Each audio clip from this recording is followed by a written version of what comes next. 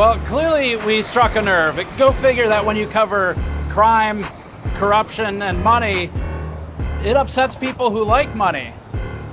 This is Bloomberg. Bloomberg likes money.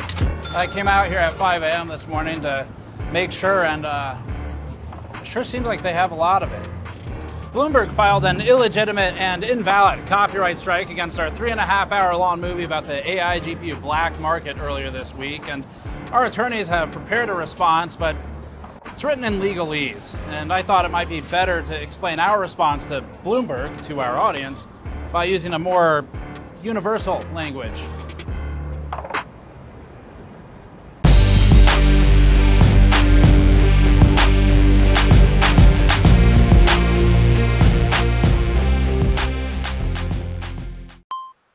Good morning, everybody. It is NVIDIA Day. It is Wednesday, August 27. It's currently 4:16 a.m. over there on the East Coast, and we're just going to get you geared up to essentially go nowhere again. However, as you witnessed yesterday, going nowhere doesn't mean that there isn't money to be made, and I will discuss a little bit about this Rick trade yesterday, which he posted at the end of the day to show you the results of the SPX August 25 0 DTE 6460 calls, where he turned $13,000 into $172,530 in profit, a 1,280% gain on that trade. I will discuss this as we get towards the end of this. However, we will talk about how, once again,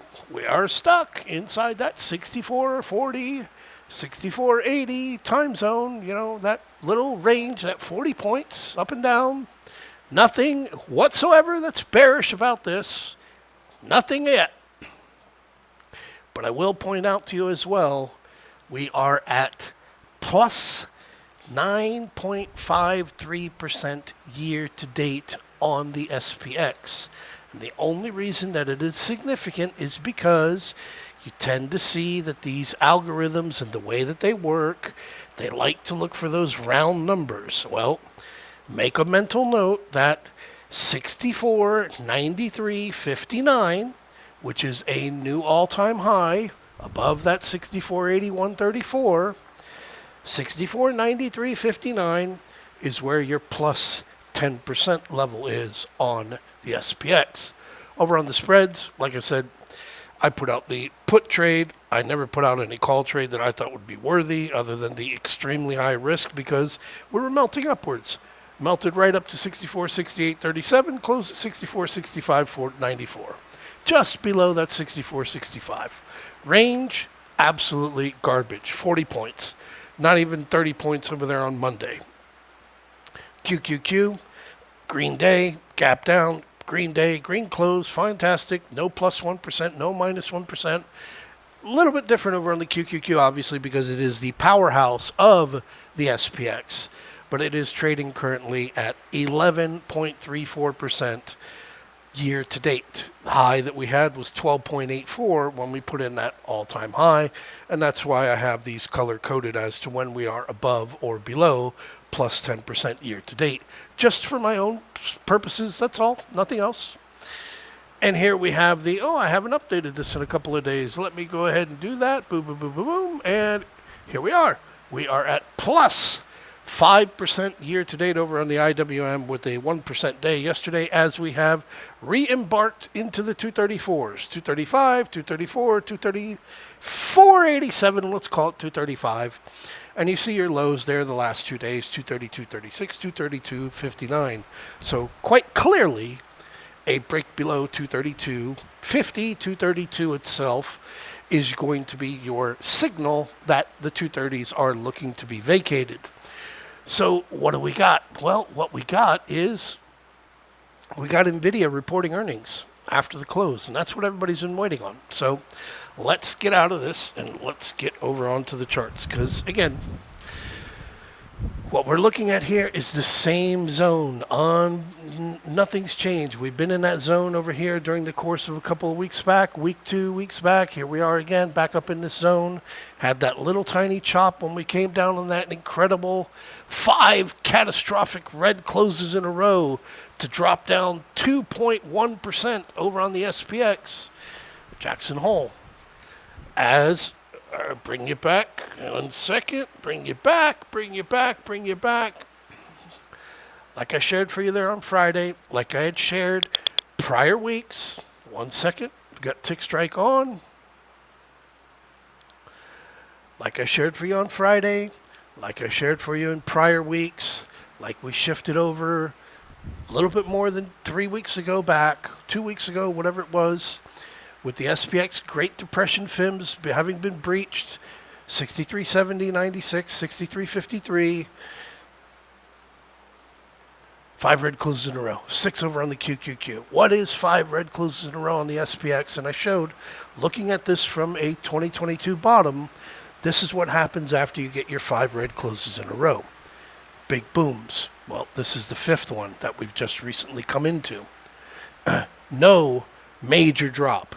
No major drop like these other major drops. We had a 2% drop. So, yeah, it needs to be translated, as far as from those who look at everything from an algorithmic point of view with zero emotions attached to it at all. But as I said there, the bears are in big trouble.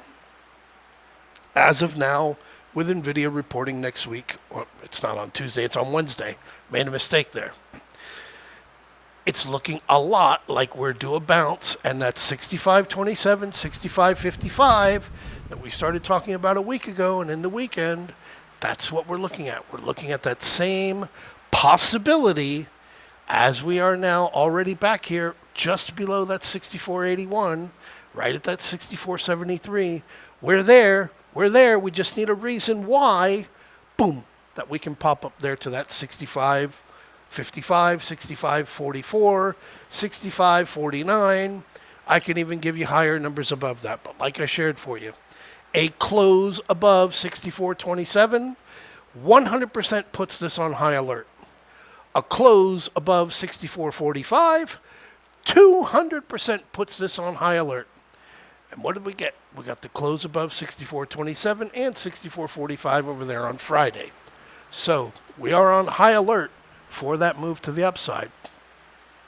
Looking at it from a wider view perspective, like I shared, this channel, the lower channel, we just fractionally breached. And channels, trend lines, they're fucking kindergarten.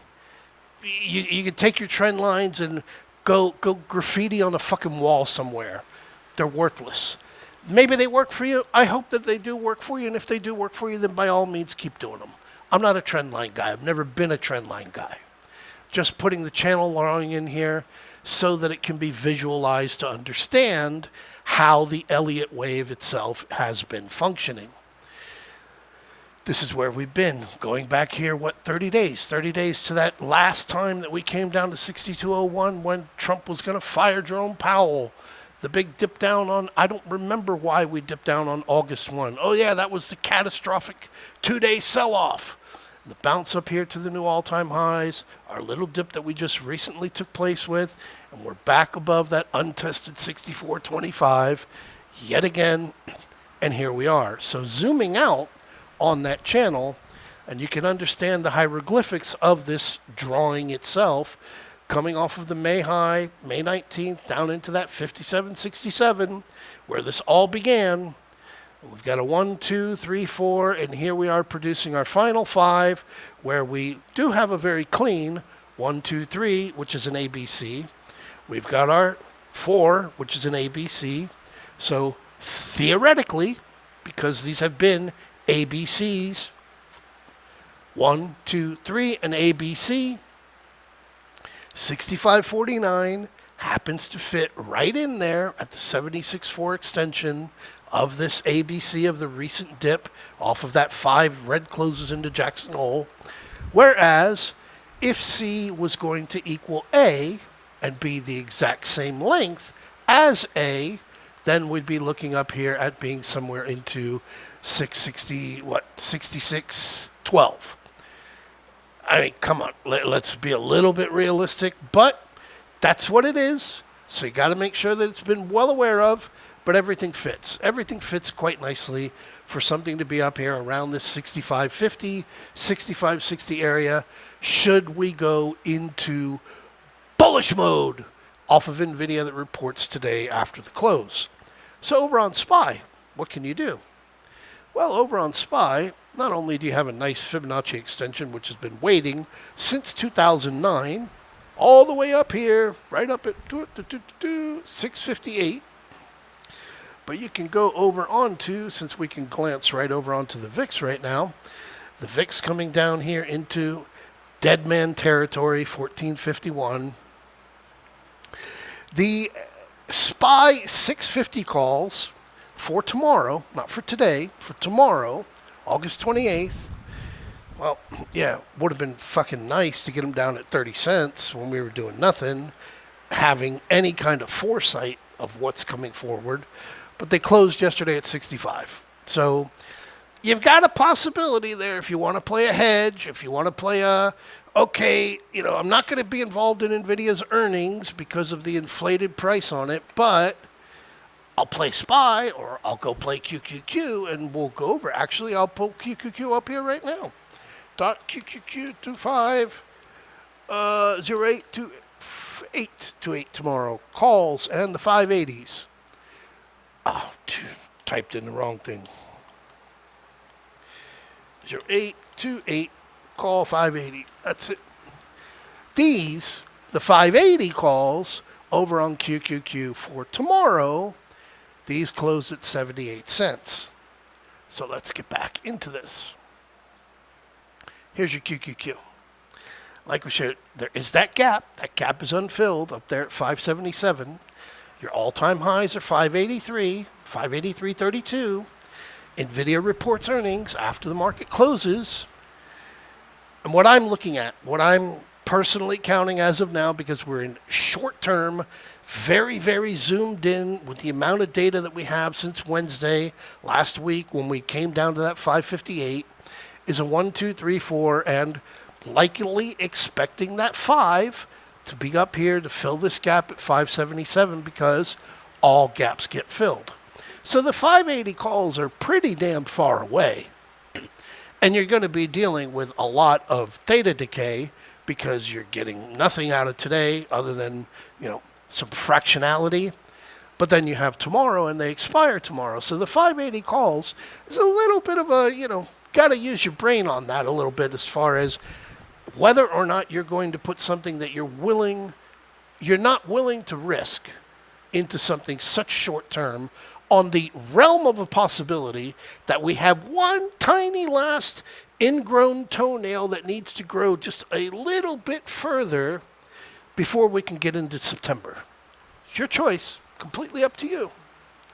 Over on the Dow Jones, though, not seeing anything whatsoever because money has to come out of something to go into something else. And as you see the decline over on the Dow Jones, you see the move up on the QQQ. Same thing over here on the IWM.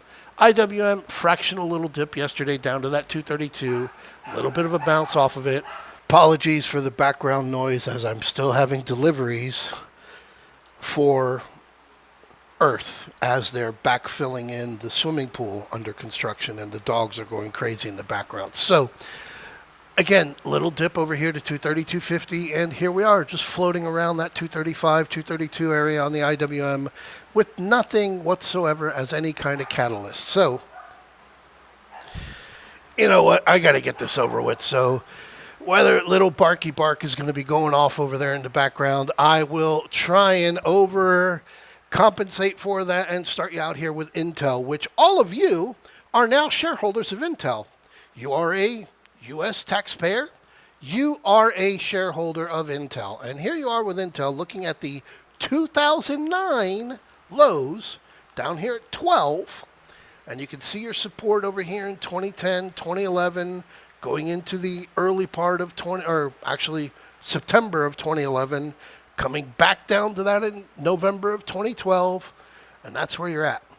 minus 75% from your all-time high, and where you happen to be resisting, not only at the 2022 lows, where you're resisting at the top, but that currently happens to be both your 76.4 retracement from the all-time highs down to the 2009 lows, as well as your bipping August of 2015 lows. So you got a tiny little wiggle space there. Enjoy your company that you are now the beneficial owner of. So NVIDIA has that fake print, 195.95. NVIDIA has that fake print from way back in June of 2024 up at 195.95. What is 195.95 from a chart point of view? And here you go. 195.22 is your 168 retracement of the 2025 drop. Coincidentally, they both line up right there with one another. And let's go and look at that together just to make sure we all see the same thing. Should we decide that we would like to go and get into the NVIDIA 195 calls because that 195 is the fake print up there, well, they're going to cost you $1.40.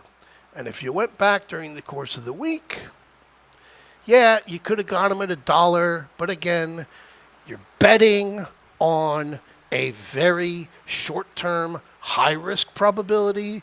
Well, all it has is every supporting document that, yes, we are going to see 195 today after the market closes. Completely your decision that you want to take on that trade. eBay. It's been a week, 8 days. Well, short term, you're up a little bit more than 300% on the August 29th, which, like I said, take the money. Wider view, you haven't even gotten into this gap yet.